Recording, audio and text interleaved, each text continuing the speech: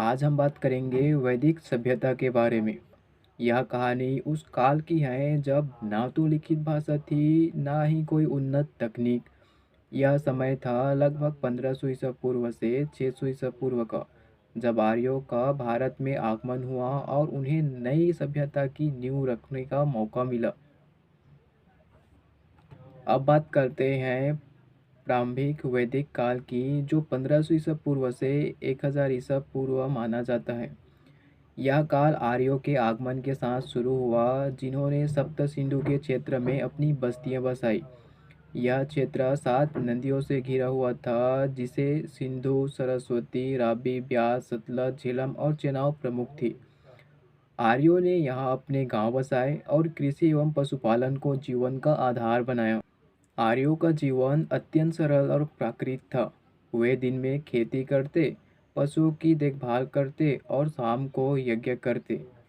यज्ञ उनके जीवन का महत्वपूर्ण हिस्सा था, जिसमें वे अग्नि देवता को आहुति देकर अपने सुख शांति की कामना करते थे।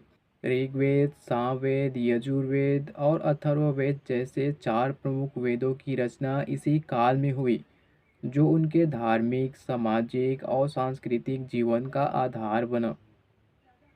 अब बात करते हैं उत्तर वैदिक काल की। यह 1000 ईसा पूर्व से 600 ईसा पूर्व का समय था। समय के साथ आर्यों ने गंगा और यमुना के क्षेत्रों में भी अपनी बस्तियां बसाई। उत्तर वैदिक काल में समाज अधिक संगठित और जटिल हो गया। वर्ण व्यवस्था का उदय हुआ, जिसमें समाज को 4 वर्णों में विभाजित किया गया: ब्राह्मण, क्षत्रिय, वैश्य और शूद्र। इस व्यवस्था ने सामाजिक स्थिरता और कार्य विभाजन को सुनिश्चित किया। ब्राह्मण वर्ग यज्ञ और धार्मिक अनुष्ठानों का संचालन करता था, जबकि क्षत्रिय वर्ग शासन और सुरक्षा की जिम्मेदारी संभालता था। वैश्य वर्ग व्यापार और कृषि में लगा रहता था और शूद्र वर्ग समाज की सेवाएं प्रदान करता था।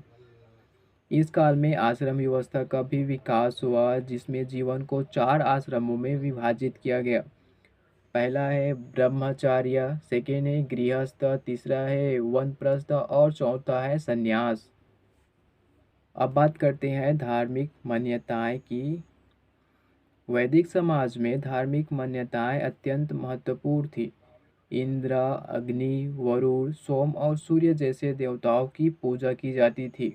इंद्र देवता वज्र के स्वामी थे और उन्हें बारिश और युद्ध का देवता माना जाता था। अग्नि देवता को यज्ञों का संरक्षक माना जाता था। सोमरस का सेवन करते हुए आर्य देवताओं की स्तुति करते थे और उनसे अपने जीवन की खुशहाली की कामना करते थे। यज्ञ वैदिक काल के धार्मिक अनुष्ठानों का प्रमुख हिस्सा था। यह एक पवित्र अग्नि अनुष्ठान था, जिसमें मंत्रों का उच्चारण और हवन सामग्री की आहुति दी जाती थी। यज्ञ न केवल धार्मिक अनुष्ठान था, बल्कि सामाजिक और राजनीतिक आयोजनों का केंद्र भी था। अब बात करते हैं उनके आर्थिक जीवन और राजनीतिक जीवन के बारे में। वैदिक समाज की अर्थव्यवस्था मुख्यतः कृषि पर आधारित थी। वे गेहूं, जौ और चावल जैसी फसलों की खेती करते थे। पशुपालन भी उनके जीवन का एक महत्वपूर्ण हिस्सा था, जिसमें गाय, घोड़ा और भेड़ प्रमुख थे। व्यापारिक गतिविधियां भी विकसित हुई और वस्तु विनिमय प्रणाली का प्रयोग किया गया। वैदिक काल में जनपदों का उदय हुआ। जनपद छोटे छोटे राज्य होते थे, जिनमें एक राजा शासन करता था। राजा का चुनाव सभा और समिति के द्वारा होता था, जो प्रारंभिक लोकतांत्रिक संस्थाएं थी। राजा का मुख्य कार्य राज्य की रक्षा और न्याय व्यवस्था को बनाए रखना होता था। राजा के पास सेना होती थी, जिसमें मुख्यतः घुड़सवार और पैदल सैनिक होते थे। अब बात करते हैं कि वैदिक सभ्यता के लोगों के पास कितना ज्ञान था। वैदिक काल में शिक्षा का महत्वपूर्ण स्थान था। गुरुकुल प्रणाली के माध्यम से शिक्षा आदान प्रदान की जाती थी, जिसमें छात्र गुरु के आश्रम में रहकर वेदों और अन्य शास्त्रों का अध्ययन करते थे। शिक्षा का माध्यम मौखिक था और गुरु शिष्य परंपरा के तहत ज्ञान का आदान प्रदान होता था। वेदों का अध्ययन और अध्यापन का मुख्य उद्देश्य था, जिसमें समाज में धार्मिक और नैतिक मूल्यों का संचालन हो सके। इसी सोच के चलते वहाँ वेदों को पढ़ाया जाता था और उन्हें वैदिक ज्ञान दिया जाता था, ताकि आगे चलकर अच्छा जीवन व्यतीत करने के साथ साथ समाज का भी सेवा कर सके। वैदिक समाज ने गणित, खगोल विज्ञान और चिकित्सा में भी महत्वपूर्ण योगदान दिया। वेदांग, ज्योतिष और आयुर्वेद जैसे ग्रंथ इस काल की वैज्ञानिक उन्नति के प्रमाण हैं। वैदिक गणित में सूत्र और ज्योतिष गणनाएं अत्यंत उन्नत थी और आज भी प्रासंगिक है। वैदिक काल में संगीत, नृत्य और वास्तुकला का भी महत्वपूर्ण स्थान था। सामवेद में संगीत के तत्वों का वर्णन है जो वैदिक समाज में संगीत की महत्वपूर्ण भूमिका को दर्शाता है। नृत्य और गायन धार्मिक अनुष्ठानों का हिस्सा होते थे। वास्तुकला में यज्ञशालाएं और अन्य पवित्र स्थानों का निर्माण प्रमुख था।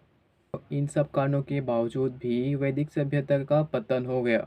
तो वैदिक सभ्यता का पतन धीरे धीरे हुआ, लेकिन इसकी विरासत आज भी भारतीय समाज और संस्कृति में स्पष्ट रूप से दिखाई देती है। वेद, उपनिषद और पुराण आज भी धार्मिक और दार्शनिक ग्रंथों के रूप में पूजे जाते हैं। वैदिक सभ्यता ने भारतीय समाज की नींव रखी और इसकी शिक्षा, ज्ञान और सांस्कृतिक धरोहर को समृद्ध किया। यह काल न केवल धार्मिक और सामाजिक दृष्टि से महत्वपूर्ण है, बल्कि वैज्ञानिक और सांस्कृतिक दृष्टि से भी बहुत महत्वपूर्ण है। वैदिक सभ्यता की इस अद्भुत वीडियो में या यूँ कहें अद्भुत यात्रा में हमने देखा कि कैसे एक साधारण जीवन जीने वाले लोग उच्चतम ज्ञान और विज्ञान की संस्कृतियों की ऊंचाई को छू गए, और यही उन सब चीज़ों को संग्रहित करके वेदों का निर्माण किया गया। उनके नॉलेज को आप कुछ सोच कर देखिए। जिन वेदों में जीवन के छोटे हिस्से से लेकर बड़े पहलू के समाधान दिए हुए हैं, उनको इतनी गहराई से सोच विचार करके वेदों को लिखना हमें क्या संकेत देता है कि उनका ज्ञान हमसे कितना गुना अधिक था, इतना वो ज्ञानी थे। खैर, इसका जो पीडीएफ है वो मैं कमेंट सेक्शन में दे दूंगा। एक बार आप उसको देखोगे कमेंट को, तो आप पूरा रियलाइज़ कर पाओगे कि इसमें क्या क्या चीज़ें हुआ और क्या क्या चीज़ें नहीं हुआ। बहुत ही शॉर्ट फॉर्म में है, तो एक बार देख लेना।